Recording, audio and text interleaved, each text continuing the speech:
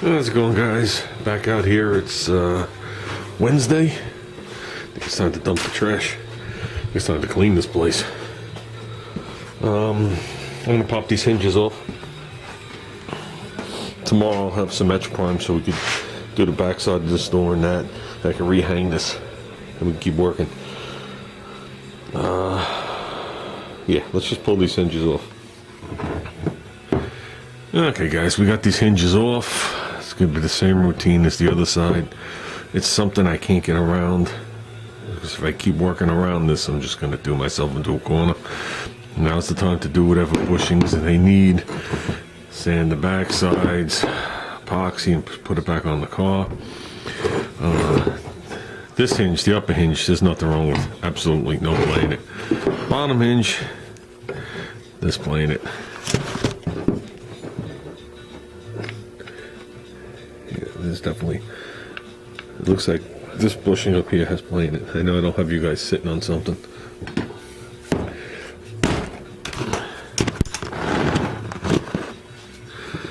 That's what happens when you mix with body work and mechanical work at the same time. This place is disgustingly dirty.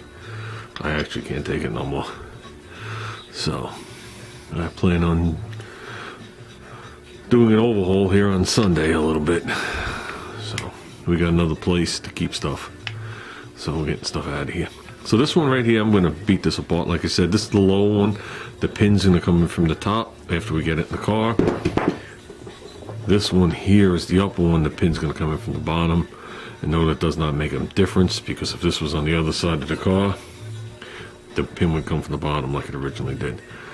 Or else I'm going to have no way of fishing this pin on with the fender. So, for now, let's just leave this one to the side. And I'm going to split this. Basically, what I'm going to do is I just got myself a socket, Craftsman, of course. And I'm going to put it right here. Okay. And we are going to tap the pin out.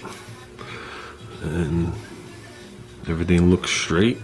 These look pretty straight. Whoops. These look straight.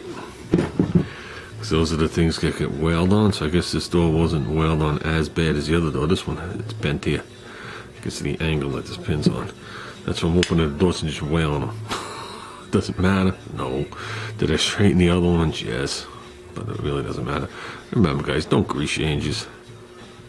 That doesn't do anything except keep from getting oil in there. And it actually, depending on how you grease it, it'll hold the water in there. So, a couple of dots of oil is all you need on your hinges. So, let's beat this out. Okay, so what do we got? We got this. Here are the old bushings, which one of them is in excellent condition, one of them is a little worn. This one's the worn one. You can almost see the holes bigger. We're going to save these. Because you never know. The ones I'm putting in could be really cheap and these things could wear out after 10 times. There's one of the new ones. Okay. Here it is, obviously here. I'm going to press it in. And basically, we're not going to... I'm going to switch this down there.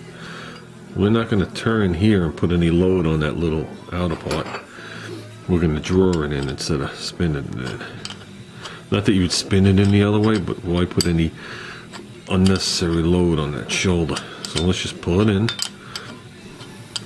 I clean the surfaces where it goes, just so you know. Whoops, on both sides. I can't see what I'm looking at. Doing the best I can. And make sure you get them in all the way, because if you don't, the door's going to settle on you. Okay, but it's not like tightening the head bolt either. Common sense goes a long way here.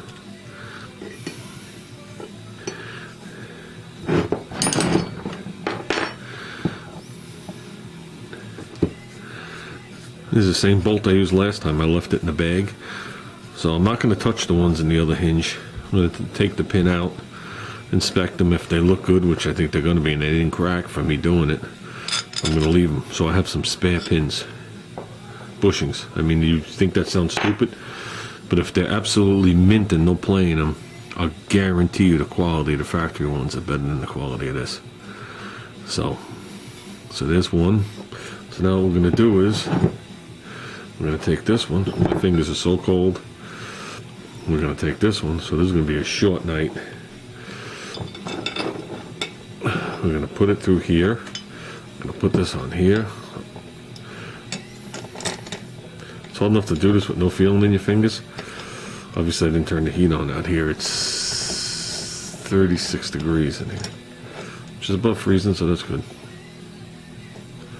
So now I'm just gonna turn it. I know you're barely in the camera, but I'm gonna try and get this square, so when we do it, we don't break the bushing. Okay, line that up. If you line that up for the center of that hole, very close to it, which we're gonna move it up a little, you know this bushing is gonna land into the socket nice. Okay, so now we need me to get my arm out of the way. And we need that, and we need this wrench.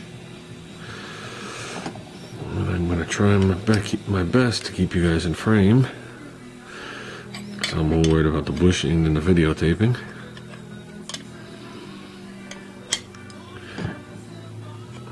You'll know if it's going in, because now's the most critical time, because if you cock it and break it, the bushing's done. So, and I'm working backwards, I'm not lefty, so it's going in.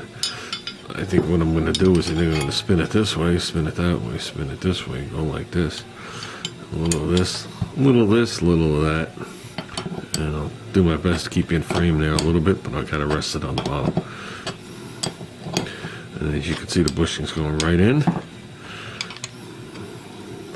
The bushing is obeying. And as you can see, the bolt is heading. I can't bend it far enough. It's very close to the center. Is that a dead-on shot? It's very close, which is good enough. That means I'm not damaging the other bushing. This thing is almost in. I know my thumb's blocking it. I gotta hold it though, guys. Okay, a little snug. Back it off.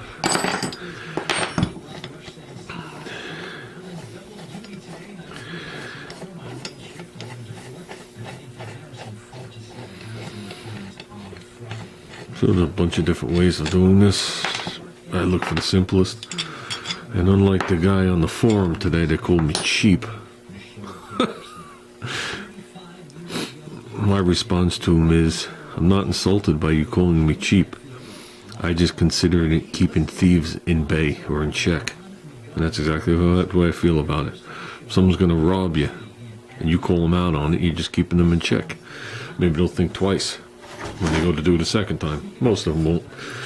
I found one thing over the years. Most thieves are heartless, and they really don't give two craps.